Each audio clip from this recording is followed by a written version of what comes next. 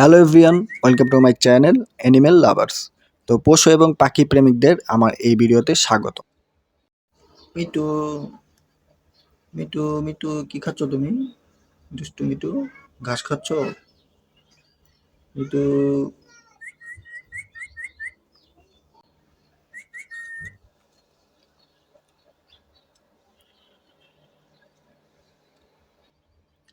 কি খাচ্ছ তুমি? মিটু, মিটু, এই মিটু, কি খায়?